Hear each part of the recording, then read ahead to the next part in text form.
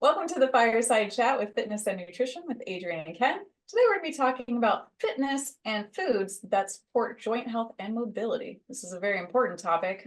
Ken, do you want to kick us off?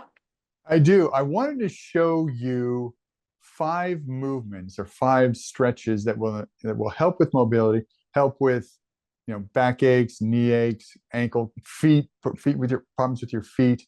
So I wanted to show you 5 essential stretches you need to do every day in order to alleviate or to lessen those issues with, again, low back, knees, and ankles. So really important for mobility because you want to be able to move pain-free as we age, and it's no fun, when you're 60, 70 years old and you get up out of your couch or out of your bed and your knees creak and they hurt and your back hurts and no fun. So do this every day, won't happen. So first thing you're going to do, where it's all typically going to be low back and for the lower body, because that's what carries us, moves us around in space. So the first movement is going to be for your hamstrings. So when we sit all day, our knees are bent, these tend to shorten. So we want to be able to lengthen these muscles here. So what you'll do is we'll do a hamstring stretch, and you can do it a couple of different ways.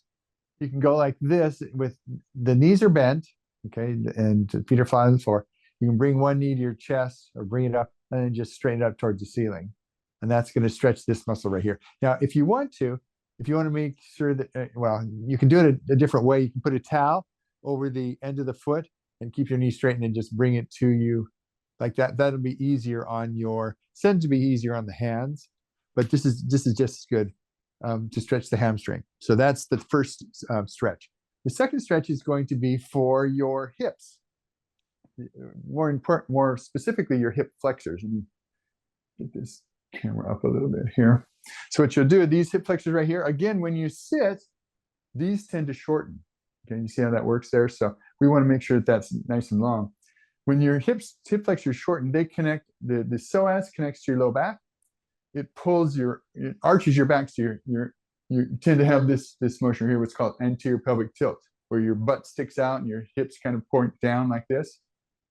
So in order to combat that, what you'll do is you'll go ahead and set this down just a little bit. What you'll do is you'll get into a half kneeling position, and you may want to have something here to balance on, maybe a chair or something so that you're not falling over. And what you'll do is you'll go ahead and you're going to tilt your hips underneath you like a scared dog hiding its tail. So remember, just think if you had a tail here and you're scared, you're going to pull your tail underneath you. So it's going to go like this. And at the same time, you're going to squeeze this glute right here, the one that's the knee is on the floor. And that's really going to stretch what's called your iliac psoas, your iliacus and your psoas muscles right here. And we'll hold this as with any stretch, you want to hold it 30 seconds to a minute. You can do it multiple sets, up to 3 on each side. And you'll just hold that. And this, again, will stretch this muscle right here. What a lot of people do is when they stretch this muscle, they go like this. They lean forward like this. Well, that can put some stress on your low back, which we don't want. We're trying to alleviate stress on your low back. So this upper body's upright, tilt your hips underneath you, and I guarantee you'll feel the stretch right here. And it'll be safe, very effective, but safe on your low back.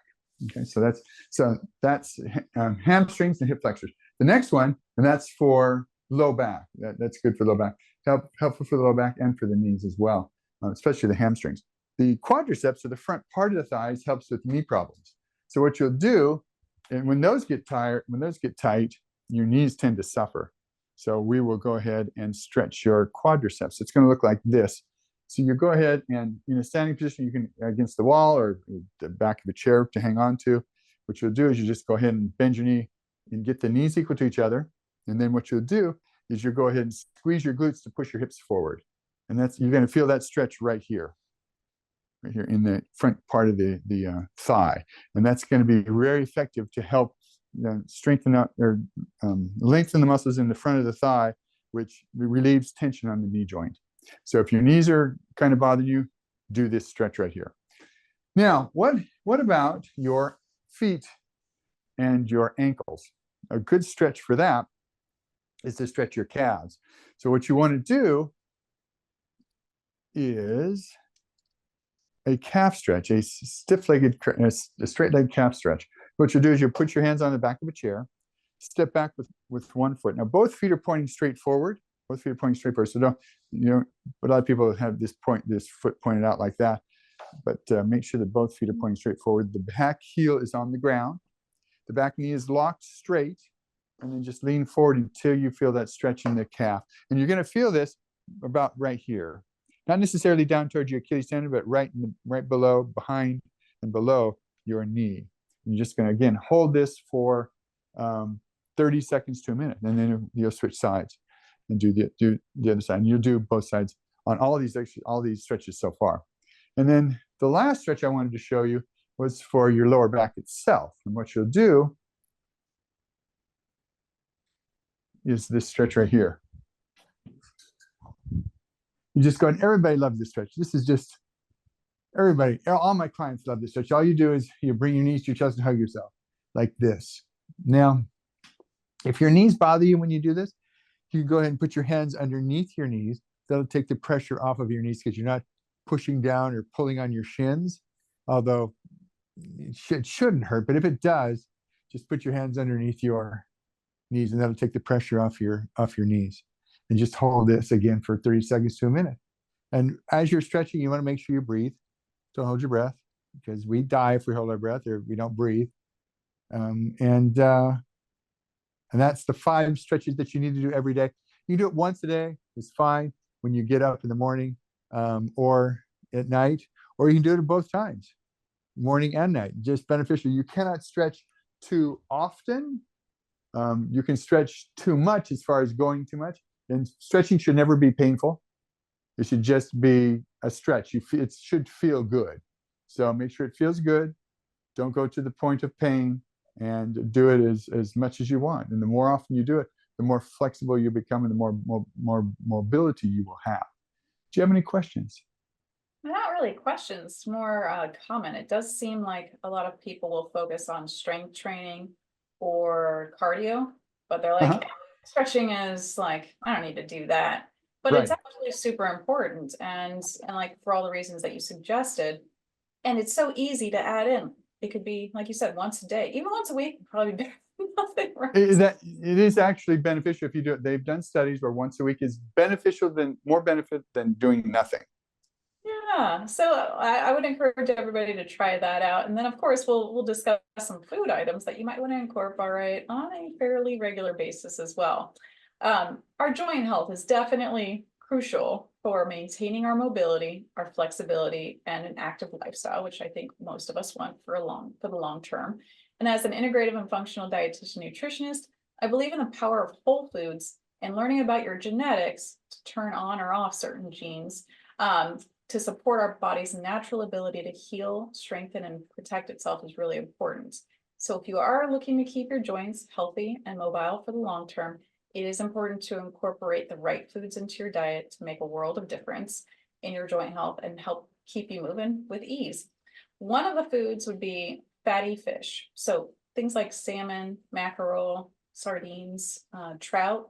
They have omega-3 fatty acids, which are potent anti-inflammatories that can help reduce joint pain and stiffness, and especially with conditions like arthritis. Now, if you are more plant-based, you can still get omega-3 fatty acids from things like nuts and seeds, for example. Berries are another one that you could probably incorporate every day, just like you're stretching. So blueberries, strawberries, raspberries, all of these are packed with antioxidants. They're called anthocyanins too, which help reduce inflammation and protect those joints from damage. You also have more vitamin C in these fruits, and that plays a role in collagen production, which is a key component of cartilage, which is the tissue that cushions your joints. So this is all very important, berries. Leafy greens. Now we talked about this in an earlier episode, like how to incorporate them in the green smoothies. Leafy greens offer a lot, and it's kind of fascinating how much we go into the grocery store and skip over that whole jungly looking section, which actually has a lot of vitamins like vitamin C, E, and K, minerals like calcium and magnesium. And those nutrients are essential for bone health, but they also help protect our joints by reducing inflammation and supporting the body's natural repair processes. So including things like spinach, kale, collard greens, bok choy, all really good ideas. Now, in terms of nuts and seeds, you could add this in again, like right after you do your stretching, which would be really awesome. So you could have some walnuts, flax seeds, chia seeds, lots of different nuts and seeds out there. They are excellent sources of omega-3 fatty acids, but they also provide magnesium and vitamin E, which are nutrients that support bone and joint health. So if you just have a handful in your daily routine, that can actually help keep your joints in tip-top shape too. Turmeric is another one that contains curcumin, which is a powerful anti-inflammatory compound. Caveat, now I've had 2 clients who actually react to turmeric, which is kind of funny because it just shows that all of us are different, right? It's supposed to be an anti-inflammatory food. For some people, it actually raises it. In general, though, curcumin has been shown to reduce symptoms of joint pain and stiffness in conditions like osteoarthritis. You can add turmeric to your meals, you can do curries, you can do smoothies, you can have teas. All of this helps alleviate joint discomfort and supports your overall joint health. So those are 5 foods to consider including, but do you have any comments or questions, Ken? Is cinnamon an anti-inflammatory at all? Did I hear that wrong? Or no? Yeah, it does have anti-inflammatory properties. It's more known for blood sugar regulation than joint health. But I mean, if you're gonna have oatmeal with some nuts and seeds, and then you put some cinnamon in there, you're doing yourself a favor anyway. And sometimes it's not so easy to have turmeric. So I named a couple of different ways to kind of incorporate that. People are still kind of getting used to it though, even though, you know, we've been talking about it in the health world for like 12 years probably now. Yeah, you can definitely try teas or like a golden milk, which is like you can do dairy milk or non-dairy milk. You can basically put turmeric in there. You can put a little bit of like raw or manuka honey, that kind of stuff. You can make everything a little bit different, but that would be a good idea. Maybe a little bit of ginger too. That would be really good for anti-inflammatory properties as well. Any other questions? I don't. Sounds all yummy. Yeah, they are. Sometimes it's like stretching, good for us, feels good. Eating good foods that are good for us also feels good. I mean, let's not resist this anymore, guys, right? Right. And if you try any of the stretches and you find that your back pain, your knee pain, your hips are so much healthier, let us know. If you try any of the foods that I suggested today, and maybe tell us how you used it, that would be interesting as well. And if there are any topics we haven't covered yet that you'd like us to cover, put that in the comments and we'll consider including that in future sessions.